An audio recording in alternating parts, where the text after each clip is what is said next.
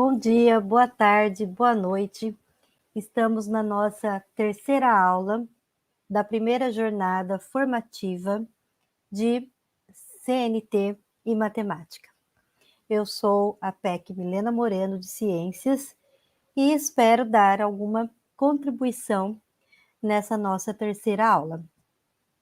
A aula de hoje é sobre atividades investigativas em ciências e matemática. Deixa eu colocar aqui meu slide. Agora ele não quer ir. Aqui, pronto. Opa! Tô me acostumando ainda, né? Melhor ficar menor. Quais são os nossos objetivos, então? Nossos objetivos são continuar a jornada com ênfase neste momento nas práticas investigativas em ciências e nos relatórios experimentais, conceituar teoricamente as atividades investigativas para as aulas de ciências, exemplificar e modelizar relatórios para professores e alunos e, depois de tudo isso, o nosso desdobramento. Bom, esse aqui é um vídeo, um breve vídeo sobre o mundo e o conhecimento científico. Agora que eu percebi que eu não estou marcando a hora, né? Para mim já são 8h51, né, gente? Então vamos lá. Vamos colocar esse vídeo rapidinho aqui.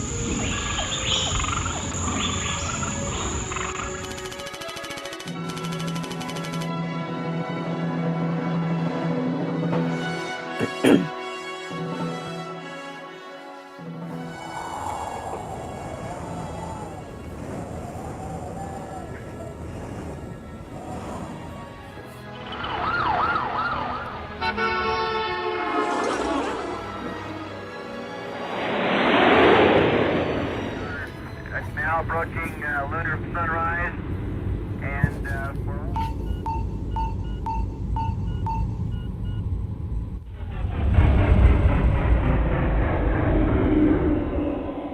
A ciência moderna, tal qual conhecemos hoje em dia, é um evento extremamente recente na história do homem. Durante a maior parte da nossa existência no planeta, os cientistas eram indivíduos isolados que trabalhavam por conta própria, ou então apoiados por poucos recursos, doados por mecenas. A institucionalização da ciência não tem mais que um século e meio. O que entendemos por ela é a organização de cientistas em institutos e universidades, que passam a ser financiados não mais por mecenas, mas por governos e indústrias. O resultado da institucionalização foi um aumento muito grande, exponencial, do número de cientistas na face da Terra nos últimos 150 anos. Para termos uma ideia em números, no século XVII inteiro, portanto, no intervalo de 100 anos, o número total de cientistas estimados no planeta era de aproximadamente 150. É difícil avaliar com precisão a quantidade de coisas novas que esses cientistas descobriram, mas do século XVII até 1900, e agora somente em um ano, no ano de 1900, o número de cientistas, que era de aproximadamente 150, passou a ser da ordem de 4 a 5 mil. E os trabalhos desses cientistas estavam agora publicados em revistas de circulação ampla, encontrado nas principais bibliotecas universitárias. O total de trabalhos científicos publicados no ano de 1900 foi de cerca de 4 mil. No entanto, no século seguinte, de 1900 até os tempos de hoje, o número de cientistas passou a crescer de forma exponencial e, hoje em dia, O número estimado ultrapassa 30 milhões de cientistas. O número crescente de cientistas descobre novos fatos. Mais informações novas tornam-se disponíveis. E o número de trabalhos científicos publicados, contando, relatando coisas novas, passou de 4 a 5 mil para mais de 2 milhões por ano. Essa quantidade enorme de informações novas mudou completamente a maneira de ser, a maneira do homem viver no planeta. O exemplo do grande avanço do conhecimento ocorrido nos últimos 200 anos são os meios de transporte aqui ilustrados nesse gráfico. Na horizontal, temos o tempo passando, desde antes da época de Cristo até os tempos modernos. Na vertical, aqui, a velocidade alcançada pelo homem.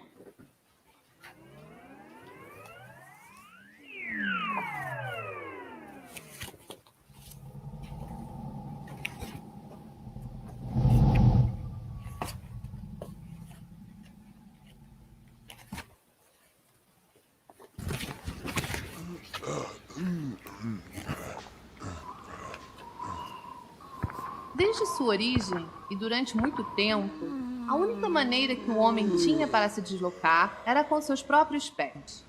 E a quantidade de carga que podia carregar era muito pequena. Quando corria, a velocidade máxima que podia alcançar chegava a 6, 8 km por hora. Mas isso durante um breve intervalo de tempo. Não sabemos ao certo quando a roda foi descoberta. Os primeiros indícios de sua existência datam de 5, 4 mil anos antes de Cristo. Graças à roda, o homem passou a transportar grandes cargas com pouco esforço e em menor tempo. Os carros de combate, puxados por cavalos, surgiram há cerca de 3 mil anos antes de Cristo na Mesopotâmia. Mais tarde, entre 1350 e 1360 a.C., os egípcios, nas guerras asiáticas, tinham como principal instrumento de combate as bigas e as trigas, que alcançavam a velocidade de 20 a 25 km por hora. Desde os egípcios até a diligência americana em 1800, portanto, após mais de 3 mil anos na história do homem, o único avanço tecnológico conseguido foi passar de 3, 4 cavalos para 6, 8 cavalos. 1825, uma data histórica. O trem desenvolvido por George Stephenson alcança a velocidade das diligências que corriam a 25 km por hora. Pela primeira vez, uma máquina atrelada à roda ultrapassa um animal correndo. De lá para cá, o avanço foi extremamente rápido. A roda se acelera cada vez mais. A roda tocou as nuvens.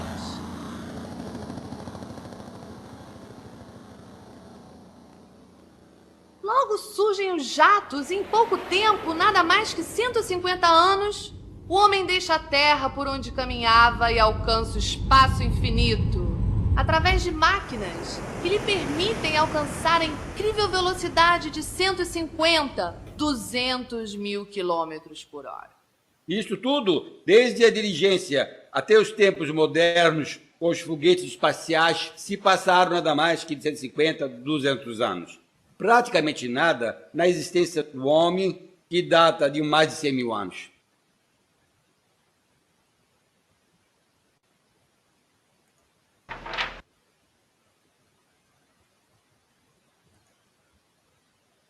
Bom, então por que a gente viu agora esse vídeo?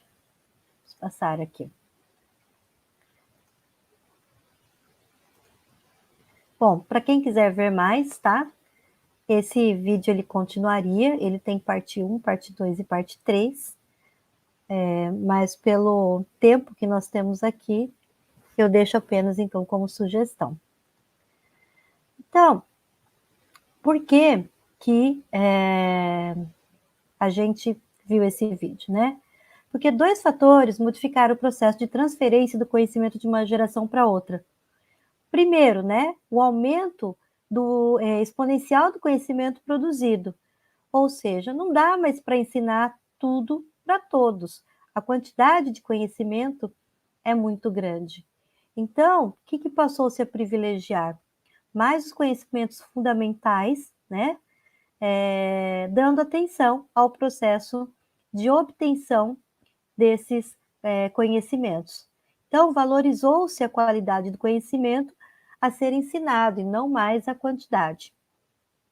O segundo fator foi justamente todos os trabalhos que psicólogos, né, os epistemólogos, fizeram e demonstraram de como os conhecimentos eram construídos, tanto em nível individual quanto social. Isso é falado muito bem, mostrado muito bem pela Ana Maria Pessoa de Carvalho, que esse trabalho dela é de 2013.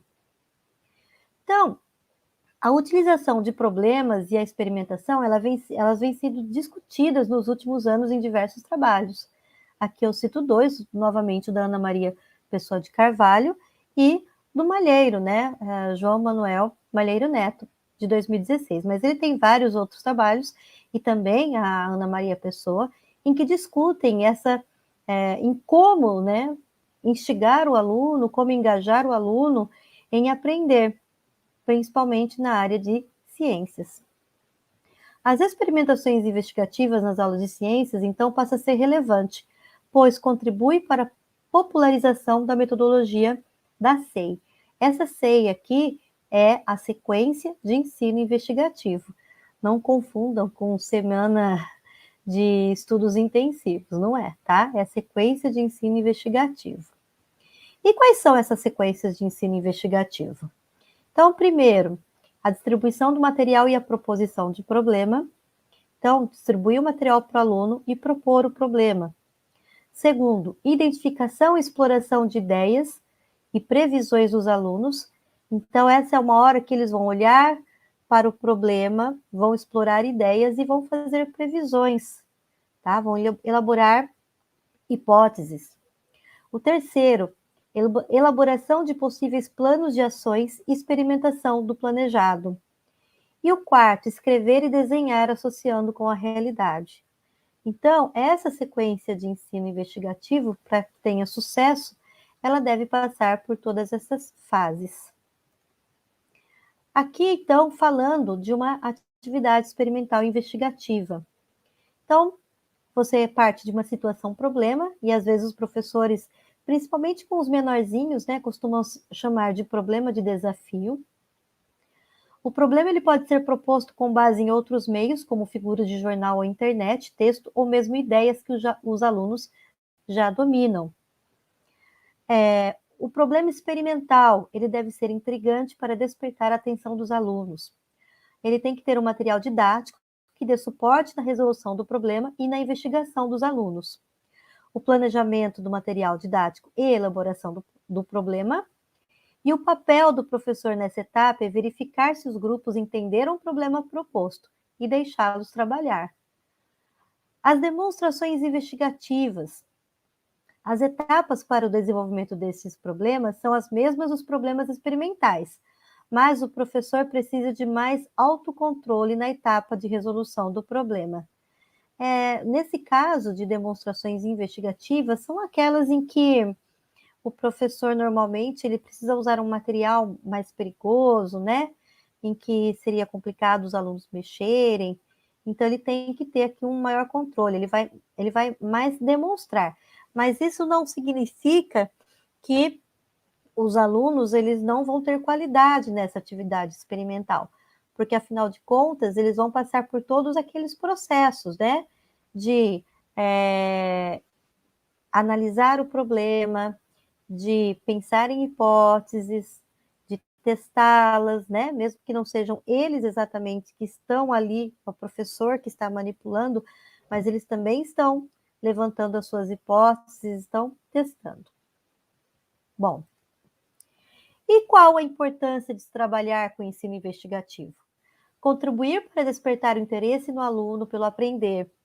Os experimentos estimulam o raciocínio, o desenvolvimento do senso crítico, a motivação, promove o engajamento, o desejo pelo conhecimento.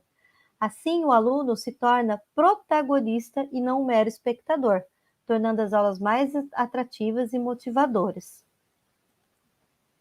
Aqui é apenas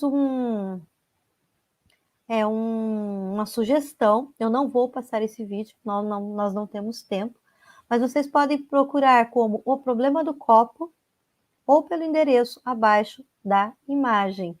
É muito interessante porque eles mostram desde o começo, né, de como a professora escolheu essa atividade e como foi toda a execução dela. Então, para quem tiver dúvidas de como proceder numa atividade investigativa, esse é um vídeo bastante recomendado. E qual a relação com a BNCC e o Currículo Paulista? Por que nós estamos falando nessas atividades investigativas? Claro que vocês devem ter percebido que quem teve a oportunidade de ler o primeiro ofício lá, que foi dessas 3 aulas, estava apenas como atividade relatórios experimentais. Mas, a hora que eu fui pensar, falei assim, não, mas eu vou falar só de relatório experimental, qual seria a importância de falar só do relatório experimental? Claro que ele é um gênero textual, foi abordado maravilhosamente pela supervisora Valquíria lá na primeira aula, mas eu pensei que falar apenas do relatório experimental não teria tanta utilidade. Tudo bem, ele é um gênero textual, mas qual o porquê desse relatório experimental? Como ele deve ser? O que ele deve ter? Então, eu fui vendo o antes, né? O antes do relatório experimental, a preparação desse relatório experimental e qual seria a importância dele frente às atividades práticas, às atividades experimentais. Então, é justamente essa. Se a gente for olhar no BNCC e no Currículo Paulista, esse processo investigativo surge, né? E como que ele surge? Como elemento central na formação dos alunos. Assim, cabe ao professor promover situações para que crianças e jovens desenvolvam a capacidade de observar, perguntar, propor hipóteses, experimentar, desenvolver, divulgar e implementar soluções para resolver problemas. E no Currículo Paulista, a mesma coisa. Olha só esses dois trechos, né, do Currículo Paulista. É importante que o professor esteja atento à proposição de situações problematizadoras que permitam o desenvolvimento de processos cognitivos de diferentes graus de complexidade, segundo as características dos estudantes e do ano que cursam.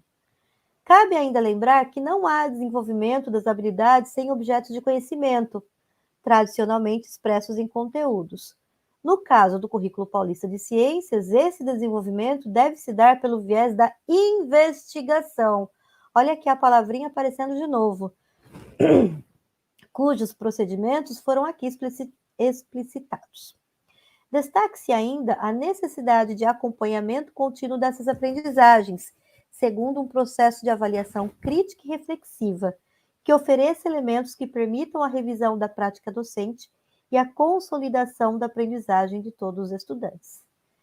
Então, percebam que tanto na BNCC como no Currículo Paulista, as situações problematizadoras, a investigação são palavras que aparecem bastante. Bom, e aqui uma modelização de um plano de aula, tá? Quando você vai fazer uma atividade prática, uma atividade experimental, você também tem que ter o seu plano de aula, né? E esse plano de aula do professor acaba servindo também como relatório. Por quê? O que ele vai colocar nesse plano? A sua escola, o seu nome, aqui eu tirei, tá?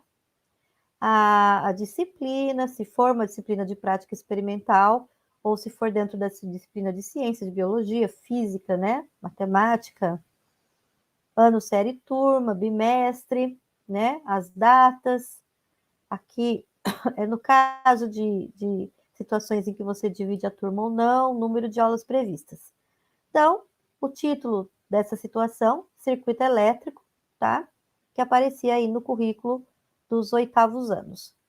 Os objetos de aprendizagem, que aqui estavam como conteúdos, corrente elétrica, tensão elétrica, uso do multímetro.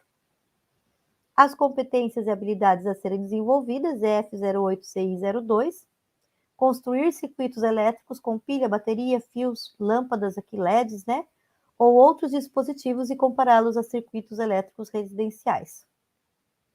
Objetivo: entender a corrente elétrica produzindo movimento ou calor no circuito elétrico. Saber como ligar os terminais de uma pilha em uma lâmpada. Diferenciar fontes de correntes, pilhas, baterias e tomadas. Os recursos didáticos: materiais de laboratório, como LED, fio de cobre, pilhas, baterias, livros de práticas de laboratório. Aqui tem todo o procedimento, tá? Essa questão problematizadora não é uma boa questão, tá? Como fazer um LED acender com pilha? Não é uma coisa assim, né? Nós vamos ver mais para frente que existem questões problematizadoras muito melhores. Essa é uma questão muito simples, muito direta, mas é também uma questão, tá? Então, aqui tem todos os passos dessa experiência. Esse, lembrando, é o relatório do professor. Qualquer um que pegue esse relatório consegue saber o que foi realizado, consegue até fazer novamente. Então, tem todo o passo a passo aqui, tá? As formas de avaliação, né? Participação na atividade, anotações, esquemas ao final da aula, tá? O que o aluno deve saber após estudar isso aqui. Os resultados, discussões e conclusões, tá? E as considerações finais. Também poderia ser um pouco maior, né? O que está escrito aqui? No geral, eu percebi que os alunos no início achavam que sabiam acender o LED facilmente, mas logo se enrolaram. Depois de muitas tentativas, um grupo conseguiu e foi ensinando os demais grupos. Discutimos as figuras anteriores e eles entenderam as questões relativas à eletricidade e circuito elétrico. Essa aula reforçou a teoria já estudada na aula anterior de ciências, tá? Normalmente, o professor, ele vai, se for um relatório que tem que ser divulgado, mostrado, ele pode colocar fotos e vídeos da aula, inclusive, ele deve, isso não acaba aqui, é importante saber isso, tá? O professor, para ele chegar a essas considerações finais, além disso, ele vai olhar os relatórios dos alunos com uma criticidade para ver o que o aluno escreveu, o que o aluno desenhou, ele realmente chegou em uma construção ali de conhecimento, né? Ele chegou a realmente formar um conceito, derrubar algum conceito prévio que não estava muito correto. Então, tudo isso pode ser analisado em um relatório. Então, um possível modelo de relatório do aluno, né? Uma pequena introdução, ele vai colocar os materiais e como ele fez, né?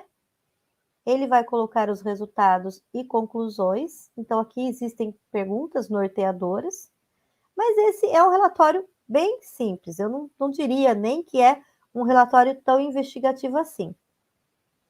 Por quê? Então, aqui eu vou mostrar um outro exemplo antes de falar, então, isso aqui, né? Como devem ser os registros dos alunos? Nem sempre o ideal é um relatório tão elaborado, com introdução, materiais, entre outros. Os registros dos alunos devem nos dar pistas para que possamos avaliar o quanto esse aluno transformou sua linguagem cotidiana em linguagem científica. Isso pode ser feito através de registros escritos, orais, esquemas, desenhos, entre outros. Esses registros serão ferramentas para o professor quando analisados criteriosamente. Então, vamos ver aqui uma outra atividade. Essa atividade foi retirada desse livro, vou colocar aqui, Atividades Investigativas de Ciências no Ensino Fundamental 2, um estudo sobre aprendizagem científica, tá? Ele está na bibliografia, depois para quem quiser dar uma olhada e se apropriar desse livro, é bem interessante. Então aqui, osmose em folhas de alface, tá? Como que ele foi realizado, esse trabalho? Em grupos de 5 alunos do 9º ano, o objeto de conhecimento, transporte pela membrana celular, interação inicial, discutindo sobre os temperos utilizados para saladas, tá? Pista, folhas de verduras murcham na presença de alguns desses temperos, sem revelar quais desses causam isso. Essa pista foi uma inserção minha, tá? Ela nem está no livro, eu que coloquei desse modo. Como a atividade foi apresentada para os alunos? Então, foi dado a eles as folhas de alface, os pratos para colocar as folhas a serem desidratadas, sal, vinagre, óleo e água. Lembrando que o professor não falou qual tempero desidrata, tá? Aqui que é interessante, ó, o problema. Então, qual seria o problema? Você tem aqui várias folhas de alface. Como você pode desidratá-las? Você tem aqui à sua disposição os mesmos, faltou um S aqui, tá? Ingredientes usados para temperar salada. Como você pode resolver esse problema? Antes de iniciarem a atividade, a professora orientou os alunos que poderiam trabalhar com grupos controles, olha só, e também a observarem com atenção o que poderia ocorrer. E por que ela fez essas orientações? Porque esses alunos ainda não tinham experiência em fazer sozinhos as atividades investigativas, tá? Lá no livro ela conta que eles estavam, as 2 primeiras vezes que eles fizeram atividades, elas foram um pouco mais guiadas pela professora. Né? Se vocês tiverem oportunidades de ler vários livros e literatura sobre investigação científica, vocês vão ver que existem vários graus aí do quanto esse professor vai ajudar, vai guiar os alunos, tá? Então, nos 2 primeiros experimentos que eles fizeram, eles foram mais guiados, né? E esse era o 3º experimento, embora o problema já estava aqui, né? Ele foi colocado um problema mais elaborado. Ela ainda disse, olha, lembre-se de usar os grupos controles, né? Lembre-se de observar com atenção o que pode acontecer. Por quê? Porque em grupos que já estão mais acostumados, eles sempre vão pensar nesse grupo controle. Em grupos, os alunos começaram as discussões, né? E começaram a testar esses temperos nas folhas de alface. Pedimos a eles que relatassem suas hipóteses. Então, primeiro as hipóteses. O que foi a primeira coisa, né? O mais provável para desidratar são o vinagre e o sal. O vinagre porque é ácido. Então, essa foi uma hipótese. Outra hipótese. Eu acho que é o sal, porque o sal é seco. A outra hipótese. Eu acho que é o sal, pois a água tende a passar para o meio mais concentrado com o sal. E a última hipótese, acho que o tempero que desidrata é o vinagre. Após os alunos apresentarem suas hipóteses para a turma, a professora pediu para as equipes realizarem seus experimentos. Ou seja, primeiro eles pensam, o que será que vai acontecer? O que acontece com cada tempero? Quem será que vai desidratar? Por quê? Será que isso vai acontecer? E depois eles vão realizar os seus experimentos e vão testar as suas hipóteses. Então, olha só como eles falam, né? Essas são falas também dos alunos. Então, a primeira, distribuímos as folhas em 3 pratos. Em um colocamos vinagre, no outro sal e no outro óleo. No óleo e no vinagre não aconteceu nada. No prato com sal, a alface desidratou. O outro escreveu, colocamos as folhas divididas em 4 pratos. No primeiro, colocamos os 3 temperos na alface. Os pratos foram numerados. Nos outros pratos, colocamos um tempero em cada. O prato 2 com sal, o 3 com vinagre ficaram desidratados. E assim eles vão falando, né? Colocamos os ingredientes pedidos e só o sal desidratou, né? O outro também conclui que é o sal, e assim vai.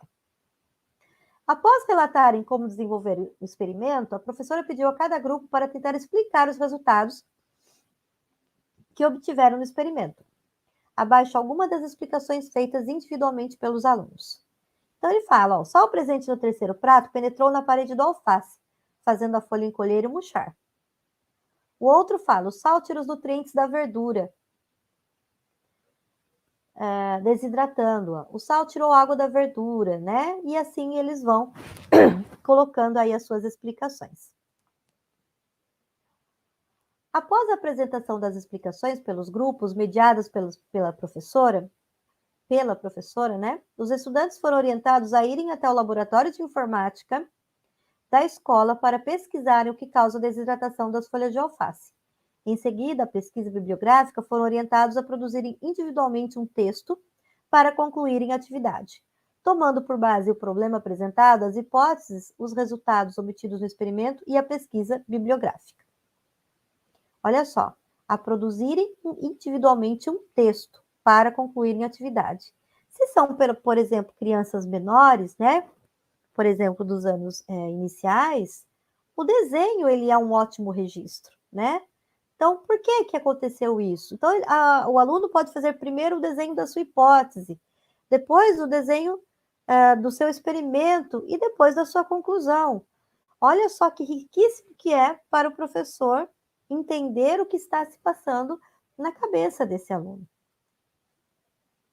Tá? Então, aqui tem algumas das conclusões. O sal em contato com o ar faz a água da alface sair da folha. O sal tira a água da alface, fazendo ela murchar. Com o sal, a folha murchou porque foi colocada no meio hipertônico. Com mais sal e pela osmose, a água passou da folha para onde tinha mais sal. Olha só, né? É um conceito mais elaborado. A nossa hipótese estava certa porque o sal absorve água, deixando a folha desidratada. E assim eles foram colocando as suas explicações. Então, os autores, eles consideraram satisfatória a participação e envolvimento dos alunos, tá? Mas olha só que ele é uma coisa muito interessante que a gente vê acontecer mesmo, tá? Apesar de os alunos terem sido orientados pela professora para escreverem um texto com mais detalhes, notamos que os estudantes não avançam na escrita e elaboraram uma conclusão bastante resumida. Foi possível notar que os estudantes entenderam o que ocorre basicamente no processo de desidratação da folha. Uma sugestão para complementar a atividade seria pedir aos alunos que tentem hidratar novamente a mesma folha que havia sido desidratada e que expliquem como procederam para que isso possa ocorrer. A gente percebe em várias aulas, não só nas práticas, né, na sala de aula, que quando você pede para o aluno escrever, a dificuldade é muito grande e sempre sai aquele parágrafo pequenininho. Então, é por isso que nós estamos falando, inclusive, dos relatórios de prática. Não adianta pedir para o aluno copiar uma mega introdução de um livro ou da internet, se na hora de escrever o que ele fez, se na hora dele escrever a sua conclusão, ele empaca. Ele tem que ser, então, estimulado a esquematizar, a escrever, a contar. Isso sim que seria um relatório realmente esclarecedor para o professor, né? O professor poderia tirar muita coisa do que ficou, do que o aluno ficou com dúvida, do que ele se apropriou, o que eu preciso voltar, certo? Então, vamos para as considerações finais. O objetivo das aulas de ciências investigativas são proporcionar ao aluno o estabelecimento de conhecimento comum que permita a ele tornar-se um sujeito crítico, reflexivo e autônomo. Devemos lembrar que um dos princípios básicos de aplicação e desenvolvimento de atividades investigativas é a realização de perguntas para estimular a discussão. Boas perguntas, né? Então, o professor precisa pensar bem como perguntar, o que perguntar, né? O aluno está com dúvida, o aluno faz uma pergunta, devolva a ele a pergunta. Então, as boas perguntas são muito importantes e já foram muito, inclusive, comentadas em recuperações, né, pela EFAP e pelas aulas do Centro de Mídias de Recuperação, foram muito exploradas no ano passado. E isso realmente, porque isso realmente é importante. No ensino de ciências por investigação, especialmente referente aos conteúdos de biologia, os dados não precisam ser originados em uma atividade de experimentação. Estes podem ser coletados a partir de observações do mundo natural, de comparações entre fenômenos, de fontes de pesquisas diversas como livros, internet e filmes, de jogos ou simulações, entre outros, dependendo da pergunta inicial e também do tipo de resposta que se deseja alcançar. Em biologia, muitas vezes é complicado um experimento em laboratório. Tem muita coisa para fazer, mas também uma aula de campo, uma aula no jardim, né? Uma aula com filmes podem ser também de grande valia. Bom, então vamos para o desdobramento, tá? No desdobramento, o que eu peço para vocês? Observar o experimento a seguir. Como adaptá-lo para que seja uma atividade investigativa? Como fazer o plano de aula, relatório? Como fazer boas perguntas e uma questão problematizadora instigante? Como os alunos podem registrar suas observações? Como discutir e sistematizar? Então, é para vocês aí refletirem sobre tudo que foi falado até aqui. Então, qual é esse experimento? Esse experimento, ele foi retirado desse livro aqui, ó. 365 atividades STEM. O que são as atividades STEM, né? Science, Technology, Engineering, Mathematics. Não sei se a pronúncia é assim, desculpem meu inglês, tá? Então, ciência, tecnologia, engenharia e matemática. Às vezes pode aparecer um aqui, STEM, né? Que seria a arte também aqui no meio. Então, são atividades práticas, desafiadoras, né? Mas nesse livro, muitas atividades aparecem assim um pouco... parece que falta alguma coisa. Por isso que eu coloquei uma dessas atividades aqui. Então, qual é o experimento? O experimento é sobre erosão. Habilidade, não vem isso no livro, isso fui eu que coloquei, tá? Então, uma habilidade de 7º ano. Identificar possíveis impactos provocados pela ocorrência de catástrofes naturais ou alterações dos componentes físicos, biológicos ou sociais de um ecossistema. E avaliar de que maneira podem afetar suas populações quanto às possibilidades de extinção de espécies, alteração de hábitos, migração, entre outras. Materiais, uma forma plástica, tá? Uma forma, areia, pedras pequenas, funil e um jarro grande de água. Como fazer? Faça uma massa com areia e coloque-a em uma parte da bandeja, formando uma espécie de colina. Passe o dedo pelo meio da areia em forma de S para formar o caminho do rio. Coloque as pedras ao redor do leito do rio. Em seguida, coloque água no funil e despeje-a lentamente pelo caminho do rio. O que acontece com as pedras enquanto a água corre pelo rio? Então, como transformar essa atividade, como fazer essa atividade para que ela seja, de fato, né, melhorada e com que ela seja uma atividade investigativa? Esse, então, é o nosso desdobramento. Então, as nossas referências bibliográficas, já mostrei aqui esse livro, né? O 365 atividades STEM, as atividades investigativas.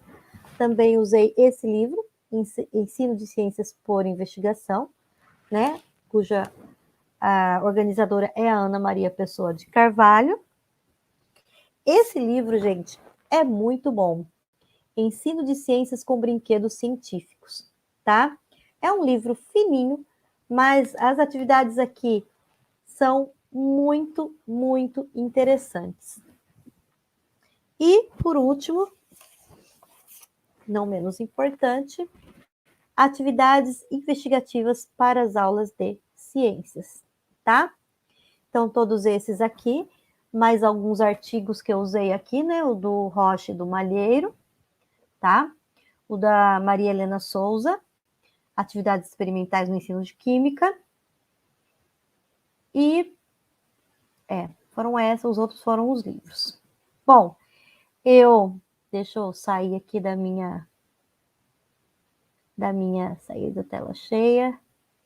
Bom, vamos remover agora. Agradeço, então, a paciência de vocês.